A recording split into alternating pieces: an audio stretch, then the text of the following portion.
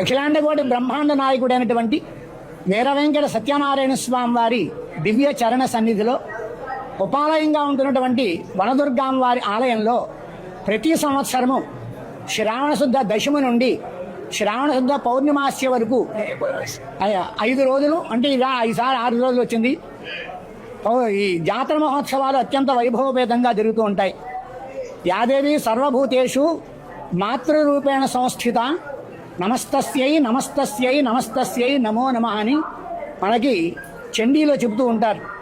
అమ్మవారు త్రిశక్తి స్వరూపిణిగా అటు పార్వతి, లక్ష్మి, సరస్వతి త్రిశక్తి స్వరూపిణిగా ఇక్కడ స్వామివారి క్షేత్రంలో వన సంరక్షణగా అమ్మవారు కొలువి తీరు ఉన్నారు.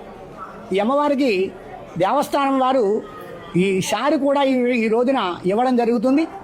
సత్యనారాయణ స్వామి సన్నిధిలో ఉపాలయంగా ఉన్నటువంటి వనదుర్గాం వారి ఆలయంలో ఉదయం 8 గంటల నుండి 11 గంటల వరకు, మళ్ళీ మధ్యాహ్నం 3:30 గంటల నుండి సాయంకాలం 5:30 గంటల వరకు విశేష పూజలు జరుగుతూ ఉంటాయి. అంటే అమ్మవారి మూలమంత్ర జపం, అలాగే చండీ హోమములు, మహన్యాసవర్గ రుద్రాభిషేకం, సూర్య నమస్కారాలని, తర్వాత మంజు సూక్త పారాయణ, తర్వాత ప్రతిరోజు కూడా మధ్యాహ్నం పూట కుంకుమ పూజ చేస్తూ ఉంటారు. సుమారు 44 మంది ఋత్వికులు దీంట్లో పాల్గొంటారు. వేద పండితులు వేదపారాయణ చేస్తూ ఉంటారు. అర్చకులు కుంకుమ పూజాది కార్యక్రమాల్లో పాల్గొంటూ ఉంటారు. స్వామివారి సన్నిధిలో జరిగే ఈ కార్యక్రమాన్ని అత్యంత భక్తితో వీళ్ళందరూ జరిపిస్తూ ఉంటారు.